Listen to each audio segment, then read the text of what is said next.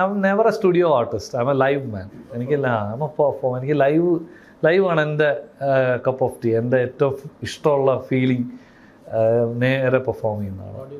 ഓഡിയൻസിൻ്റെ അതും പിന്നെ നമ്മളിപ്പോൾ മ്യൂസിക് മോജോ പോലത്തെ ഷൂട്ട്സ് ഇല്ലേ, അതിനും ഐ റിയലി എൻജോയ്. ബിക്കോസ് ഇത്രയും മ്യൂസിഷ്യൻസും ഒരുമിച്ചുള്ളൊരു എനർജിയും. എനിക്ക് ഈ സ്റ്റുഡിയോയിൽ അടച്ചൊറ്റയ്ക്ക് പാടുന്ന തോട്ട് ഒക്കെ വലിയ പ്രശ്നമാണ്. ഈ ക്ലോസ്ട്രോഫോബിക് ഒരു ഇഷ്ടമല്ല. പിന്നെ വഴിയില്ല, സ്റ്റുഡിയോയിൽ ഇപ്പോൾ അങ്ങനെയാണ് നമ്മൾ ചെയ്തേ പറ്റുള്ളൂ. പക്ഷേ അങ്ങനെ ഇച്ചിരി ഫസ്സി ആയതുകൊണ്ടും ചിലപ്പോൾ വിളിക്കാൻ മടിക്കുമായിരിക്കും ആൾക്കാർ. അവനെ വിളിച്ച് ഇന്നും നടപടിയാകത്തില്ല, നമുക്ക് കൊടുക്കണ്ടേ, ട്രാക്ക് കൊടുക്കണ്ടേ. പക്ഷേ ചിലർ വളരെ കാൽക്കുലേറ്റ് ചെയ്ത് ആ പുള്ളിയാകുമ്പോൾ കുറച്ച് സമയം ബഫറിട്ട് വിളിക്കണം, കുറച്ച് സഹിക്കാൻ തയ്യാറാവണം എന്നുള്ളത്, അങ്ങനെ വിളിക്കുന്നവരുണ്ട്. അപ്പോൾ അങ്ങനത്തെ പാട്ടുകൾ ഞാൻ പാടാറുണ്ട്. ഇപ്പം മേമ്പുരാനായാലും ഈ അടുത്ത് കരം എല്ലാം പാടിയതും ഒക്കെ അവർ വിനീതൊക്കെ എന്നെ കൃത്യമായിട്ട് അറിയാം. ജോബെ അത് എന്നാടോ ഫ്രീ ഓടിച്ചിട്ട് പിടിക്ക് കൃത്യമായിട്ട് അറിയാം. പറഞ്ഞാൽ നമുക്ക് നോ പറയാൻ പറ്റത്തില്ല. അത് അത്രയും ഒരു റെസ്പെക്റ്റും മ്യൂച്വലി ഉണ്ടാവണം എന്നുള്ളതാണ്. ഇപ്പം ചുമ്മാ നമ്മളൊരു വിളിച്ച് കാര്യം തീർത്ത് വിടുന്ന ഒരു ആസ്പെക്റ്റിനോടും എനിക്ക് യോജിപ്പില്ല. ഒരു കെമിസ്ട്രിയും ഒരു മ്യൂച്വൽ റെസ്പെക്റ്റൊക്കെ ഉണ്ടെങ്കിൽ നല്ല മ്യൂസിക്കിന് സ്കോപ്പുള്ളൂ. അല്ലാതെ വന്നു 1 2 3 ടേക്ക് ആ പാട്ട് പാടും അതൊന്നും പരിപാടിയൊന്നും ഞാൻ തൊഴുത് ഓടിക്കളയുന്ന സ്റ്റുഡിയോ. ഞാനങ്ങനെ എത്രയോ സ്റ്റുഡിയോസിൽ സീനിയേഴ്സ് വളരെ സീനിയേഴ്സ് വിളിച്ചപ്പോഴും ഞാൻ പറഞ്ഞിട്ടുണ്ട്, ചേട്ടാ ഈ സാർ അല്ലെങ്കിൽ ഈ പാട്ട് എനിക്ക് നടപടിയാവും തോന്നില്ല, നമുക്ക് let's not waste your time and my time, cut. അങ്ങനെ ഇറങ്ങി വന്ന എത്രയോ നല്ല ഹിറ്റായ പാട്ടുകളുണ്ടെന്നറിയാം. അതൊക്കെ നമുക്ക് വിധിച്ചിട്ടുള്ളതല്ലെന്ന് പറയത്തേ ഉള്ളൂ. ഈ സ്വന്തം ടാലന്റിൽ ഇങ്ങനെ ഒരു പേടി, ഒരു വിശ്വാസക്കുറവ് അല്ലെങ്കിൽ ഒരു ഇല്ല, വിശ്വാസക്കുറവ് എന്നല്ല ഞാൻ പറഞ്ഞത്. അപ്പോൾ ഓഫ് കോഴ്സ് ഞാൻ സ്റ്റുഡിയോ സിംഗിങ് പ്ലേ ബാക്ക് എന്ന് പറയുന്നൊരു മേഖലയോട് എനിക്ക് കുറച്ച് പേടി തന്നെയാണ്. കാരണം നമ്മൾ ഒത്തിരി പേരുടെ ഇതിനോട് നമ്മൾ കട്ടയ്ക്ക് നിൽക്കണം. അവരുടെ ഒരു മറ്റേത് ഞാൻ എൻ്റെ ഇഷ്ടത്തിന് ചെയ്യുന്നതാണ്. ഞാൻ ആരെയും ബോധിപ്പിക്കേണ്ട കാര്യമില്ല. എൻ്റെ സ്വന്തം പാട്ട് പറഞ്ഞാൽ എൻ്റെ തൃപ്തിക്ക് ഞാൻ ചെയ്യുന്നതാണ്. പിന്നെ ഓഡിയൻസുമായിട്ടുള്ള കണക്ഷൻ, ഇത് മാത്രമേ എൻ്റെ പ്രശ്നമുള്ളൂ. മറ്റേതൊക്കെ നമ്മളൊരു വലിയൊരു ചട്ടക്കൂടിൻ്റെ അകത്ത് വന്ന് പാടുകയാണ്. അപ്പോൾ അതിന് അവർക്കൊരു ബുദ്ധിമുട്ടാവും. അവർ പിന്നെ ബുദ്ധിമുട്ട്, ഇവർക്ക് ബുദ്ധിമുട്ട്, അത് വൈ വേസ്റ്റ് ടൈം, അങ്ങനെ ഒരു ഫീലിംഗാണ്.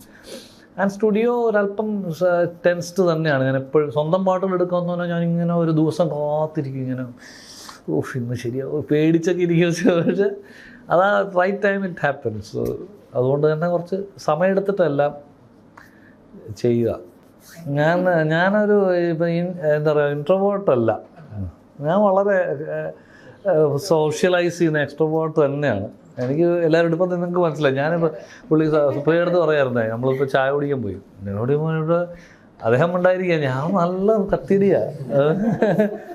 I believe that when you socialise, നമ്മൾ ഒത്തിരി ജീവിതങ്ങൾ നമ്മൾ പഠിക്കുകയാണ്. It's A learning. ആൻഡ് അങ്ങനെയൊക്കെ തന്നെയാണ് ആർട്ട്. എൻ്റെ ആർട്ട് അങ്ങനെയൊക്കെയാണ്. ഒത്തിരി പേരുമായിട്ട് ഇടപഴകുമ്പോൾ നമ്മുടെ മെച്യൂരിറ്റി, നമ്മുടെ ചിന്തകളൊക്കെ മാറും. എനിക്കിഷ്ടമാണ്. ഞാൻ വർത്തമാനം പറയാൻ ഇഷ്ടമുള്ള ആളാണ്. ഒത്തിരി കഥകൾ കേൾക്കാൻ ഇഷ്ടമുള്ള ആളാണ്. അപ്പോൾ ഞാൻ എക്സ്ട്രോവേർട്ട്, ഇൻട്രോവേർട്ടേ അല്ല. പക്ഷേ ഈ പ്രശ്നങ്ങൾ വേറെ അങ്ങനത്തെ ഇതിനൊക്കെ ഇങ്ങനെ മുങ്ങൽ ഉണ്ട്. പക്ഷെ എന്നെ അടുത്തറിയുന്നവർക്ക് അറിയാം ഞാൻ ഏറ്റവും ഇടപഴകാൻ ഇഷ്ടം. എനിക്ക് ഒറ്റയ്ക്കൊന്നും പറ്റത്തേ ഇല്ല. ഒരു ദിവസം 2 ദിവസത്തിൽ കൂടുതൽ നടപടിയാകത്തില്ല. അപ്പോൾ തന്നെ ഏറ്റവും ക്ലോസ് ഫ്രണ്ട്സ് ഭയങ്കര വീക്ക്നെസ്സാണ്, അടുപ്പുള്ള സുഹൃത്തുക്കൾ. പക്ഷേ എല്ലാവരും ഇപ്പോൾ പലയിടത്തൊക്കെയാണ്. ഇപ്പോൾ യാത്രകൾ ചെയ്യും, എന്നിട്ട് ചിലപ്പോൾ അവരുടെ അടുത്ത് പോകും. എനിക്ക് നമ്മൾ അടുപ്പമുള്ളവരടുത്തെല്ലാം ഇങ്ങനെ കോൺടാക്റ്റ് ചെയ്യാൻ മെയിൻറ്റെയിൻ ചെയ്യും. ഞാൻ ഇൻട്രോവേർട്ടല്ല. ഈ സ്റ്റുഡിയോ സെറ്റപ്പ് അത്രയും താല്പര്യമില്ല എന്ന് പറഞ്ഞല്ലോ. സോ അങ്ങനെ മുങ്ങാൻ തോന്നിയിട്ടും മുങ്ങാൻ പറ്റാതെ പാടി പിന്നെ നല്ല റിസപ്ഷൻ കിട്ടിയ പാട്ടോ? മാണിക്കച്ചിറയുള്ള ആലോചിച്ച് നോക്ക്. ഞാൻ ആ പാട്ട് കേട്ടിട്ട് എനിക്ക് ഭയങ്കര ഇഷ്ടപ്പെട്ടെ. പോണോ ഇങ്ങനെ നിൽക്കുക. അപ്പം അവൻ ഇത്ര നല്ല പാട്ട് ഇപ്പം ഞാൻ പാടി കുളവാക്കണം, ഇങ്ങനെയൊക്കെ ഞാൻ ആദ്യം ചിന്ത. അല്ലാതെ എനിക്ക് ആ പാട്ട് പാടണം മറ്റേ അങ്ങനെയല്ല. ഞാൻ നേരെ വിജയേട്ടൻ ഇത് സ്ഥലമായി ചെയ്തിട്ട് ഇപ്പം ഞാൻ പാടിയെന്ന് നശിപ്പിക്കുമോ ഇങ്ങനെയൊക്കെ ചെയ്തു. പക്ഷേ പുള്ളിക്ക് എന്നെക്കാളും ധൈര്യം എൻ്റെ കാര്യത്തിൽ പുള്ളിക്കുള്ളതുകൊണ്ട് പുള്ളി അപ്പം തന്നെ പറഞ്ഞാൽ ഒന്നും കൂടുതൽ ചർച്ചയില്ല, ഇനി പോരാൻ പറഞ്ഞു. അപ്പോൾ ചെന്നു, 1/2 മണിക്കൂർ കഴിഞ്ഞു ടേക്ക്. അപ്പോൾ പുള്ളി റെഡി ആയിട്ട് ഞാൻ പാട്ട് പഠിച്ചു തന്നു. 1/4 മണിക്കൂറിനുള്ളിൽ പരിപാടി കഴിഞ്ഞു. അപ്പം ഞാൻ പറഞ്ഞു, ചേട്ടാ നമുക്ക് അത് ഒന്നും കൂടെ വിട്ടോ, ഇനി ഒന്നും കൂടെ ഒന്നും എടുക്കുന്ന പരിപാടിയില്ല. ഞാൻ എന്ത് പറ്റി, എനിക്കൊന്നും ഇനി നന്നാക്കണം. ഞാൻ പറഞ്ഞു നന്നാക്കണ്ട, എനിക്ക് വേണ്ടിയ സാധനം കിട്ടിയിട്ടുണ്ട്, താനേ നന്നാക്കി കുളമാക്കണ്ടെന്ന് പൊയ്ക്കോ. പുള്ളിക്കൊക്കെ തീരുമാനമുള്ള കക്ഷിയാണ്. പക്ഷേ ഇവരൊക്കെ ഇല്ല എക്സാക്ട്ലി വേണ്ടത് അറിയാമല്ലോ. അപ്പം ഞാനിങ്ങനെ മറ്റേ കുറച്ച് OCD പെർഫെക്ഷനലിസ്റ്റും ഒക്കെ കൂടുതലാണ്. പക്ഷെ അത് പക്ഷേ എന്താ പ്രശ്നം അറിയാം, നമ്മൾ the more you Singh A song you get more technical about it, more mechanical. ആ ഇമോട്ടീവ് ഫാക്ടർ അങ്ങ് പോകും. അത് ശരിക്കുമാണ്. ഞാനിപ്പം എൻ്റെ സ്വന്തം പാട്ടുകൾ പാടുന്നതായാലും ഒരു 10-15 ടേക്സ് എടുക്കും ഫുൾ പാട്ട്. ആദ്യത്തെ ടേക്ക് വയ്ക്കുക എപ്പോഴും. ഞാൻ വിചാരിക്കും എന്തിനാണ് മണ്ട ഇത്രയെണ്ണം പാടിയത് എന്ന് പറഞ്ഞു. അതിലായിരിക്കും ആ നമ്മൾ ഉദ്ദേശിക്കുന്ന ഒരു കോർ സോൾ ഉണ്ടാവുക. മറ്റേതെല്ലാം ഭയങ്കര കുറച്ച് ഞാൻ കേൾക്കുമ്പോൾ മനസ്സിലാവും ഞാൻ ഈ ഐറ്റം കറക്റ്റ് ചെയ്യാൻ വേണ്ടി മാത്രം പാടിയിരിക്കുന്നതാണ്, കറക്ഷൻസിന് വേണ്ടി പാടുന്നത്. അതിൽ ആ ഇമോഷണൽ ഫാക്ടറേ ഉണ്ടാവത്തില്ല. ഫസ്റ്റ് പാടുന്നതിന് അല്ലെങ്കിൽ മാക്സിമം രണ്ടാമത് പാടുന്നത്. ഇത് 3 ബാക്കിയൊക്കെ മെക്കാനിക്കൽ ഡെലിവറൻസ് ആയിരിക്കും. ഫസ്റ്റ് വണ്ണാണ് എനിക്ക്. അതുകൊണ്ട് ഇപ്പം ഞാൻ ഈ പ്രോജക്റ്റ് ജോബ് കുര്യൻസ് 10 എന്ന് പറഞ്ഞപ്പോൾ ഒരു പ്രോജക്റ്റ് ചെയ്യുന്നുണ്ട്. ഞാൻ ലിറിക്സ് കിട്ടിയിട്ട് റഫ് പാടുന്നത് തന്നെയാണ് ഫൈനൽ വയ്ക്കാൻ ഉദ്ദേശിക്കുന്നത്. അപ്പോൾ റഫ് ആദ്യം നമ്മൾ ആ ലിറിക്ക് കിട്ടിയിട്ട് പാടുന്നതിന് ഒരു സത്യസന്ധത ഒരിക്കലും പിന്നെ പാടുന്നതിന് കിട്ടും. അപ്പോൾ ഇത്തവണ ഞാൻ സാധാരണ എപ്പോഴും നമ്മൾ ഡമ്മി പാടും എല്ലാവർക്കും കൊടുക്കാനും അറേഞ്ചേഴ്സും എല്ലാവരും. പക്ഷേ അത് നല്ലോണം റെക്കോർഡ് ചെയ്തില്ലെങ്കിൽ അത് ഫൈനൽ ഉപയോഗിക്കാൻ പറ്റത്തില്ല. ആ ഫീല് നമുക്ക് റീപ്ലേസ് ചെയ്യാനും പറ്റത്തില്ല. അപ്പം ഞാൻ this time I am very careful about that. I M recording each and every song the first വരുന്ന സമയത്ത് തന്നെ അത് റെക്കോർഡ് ചെയ്യുക എന്നുള്ളതാണ്. ഈ ജോബ് കുര്യൻസ് 10 എന്ന് വെക്കാൻ കാരണം 10 പാട്ട് വേറെ ഒന്നുമില്ല. 10 songs 10 emotions 10 chapters of my life എന്നൊരു ടാഗ് ലൈൻ തന്നെ. അപ്പോൾ 10 പാട്ട് എന്നുള്ള. അപ്പോൾ ഞങ്ങൾക്ക് 10 പിന്നെ ഇഷ്ടമുള്ള തെണ്ടുൽക്കർ 10 മെസ്സി 10 അങ്ങനെയൊക്കെ ഒരു 10നോടൊരു ഇഷ്ടമുണ്ട് പണ്ട് മുതലേ. ഇപ്പോൾ മാരഡോണ, പെലെ എല്ലാം 10ആണല്ലോ. പിന്നെ ഒത്തിരി പേര് നമ്മൾ ഇഷ്ടപ്പെടുന്ന ഒത്തിരി സ്പോർട്സ് മാൻ. ഞാനൊരു സ്പോർട്സ് ഇഷ്ടപ്പെടുന്ന വളരെ ഇഷ്ടപ്പെടുന്ന ഒരാളാണ്. 10 എന്തോ ഒരു അപ്പോൾ 10 പാട്ടുണ്ടല്ലോ. അപ്പം പിന്നെ കുറേ പേര് അന്വേഷിച്ചു. ഒത്തിരി പേര് ഇങ്ങനെ ഭയങ്കരമായ ചർച്ച. നമ്മൾ സ്വന്തമായിട്ട് ആലോചിക്കുന്നു, ChatGPT അടുത്ത് ചോദിക്കുന്നു.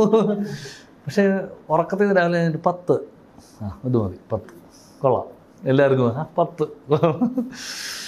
അപ്പോൾ അതിനൊരു ഓരോ പാട്ടിനും ഓരോ വ്യത്യസ്ത ഫീലുമാണ്, ഓരോ ജോണറും. അപ്പം 10 ഫീലിങ്സ് ഓഫ് മൈ ലൈഫ് എന്നുള്ള പോലെ. സമയം എടുത്തിട്ടാണല്ലേ? സമയം എടുത്തിട്ടാണ്. ചിലപ്പോൾ പാട്ട് പെട്ടെന്ന് വരും. ഇപ്പോൾ എന്താണെന്ന് പറഞ്ഞാൽ എന്തെങ്കിലും ഒരു ഇമോഷണൽ ട്രിഗർ ഉണ്ടാവും എൻ്റെ പുറകിൽ. അത് വരുന്ന സമയത്ത് പിന്നെ അത് ചെയ്യാതിരിക്കാൻ പറ്റത്തില്ല. അത് ഇങ്ങനെ ഡിസ്റ്റർബ്ഡായിട്ട് ഇങ്ങനെ നടന്ന് ചെയ്യും. അത് അങ്ങനെ നാച്ചുറലായിട്ട് എനിക്ക് മ്യൂസിക് ചെയ്യാൻ പറ്റുമെന്ന് തോന്നുന്നു. മറ്റേത് ഫോഴ്സ്ഡായിട്ട്. അതുകൊണ്ടാണ് പ്രോബ്ലി ഞാൻ സിനിമകളിൽ മ്യൂസിക് ഡയറക്ടറായിട്ട് ഞാൻ ആഗ്രഹിക്കാത്തതും ചെയ്യാൻ പറ്റാത്തതും. ചിലപ്പോൾ അധികം ഞാൻ ഇപ്പോൾ ഒരു വളരെ അടുപ്പുള്ളൊരു സുഹൃത്തുക്കൾ 2 പടങ്ങളിങ്ങനെ ചെയ്യാമെന്ന് വരും. കാരണം അവരെനിക്ക് ആ ഒരു സ്പേസ് തരുമെന്ന്.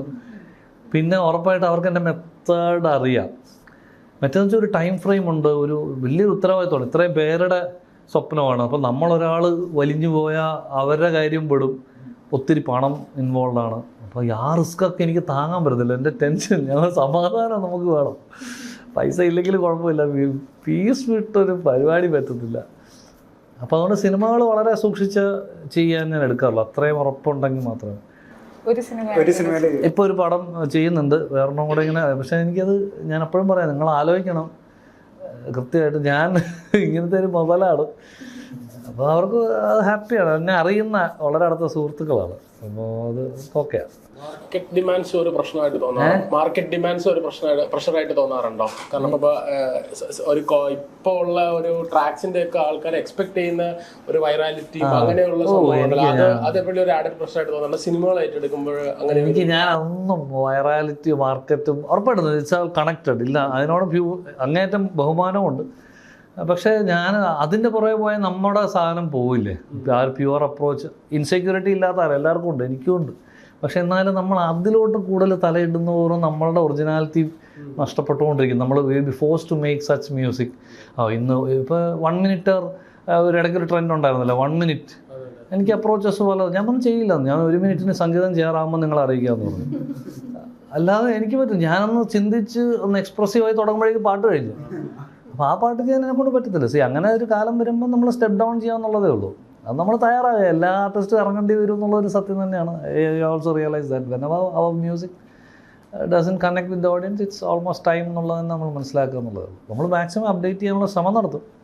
Musically what I do is listen more music, more and more music.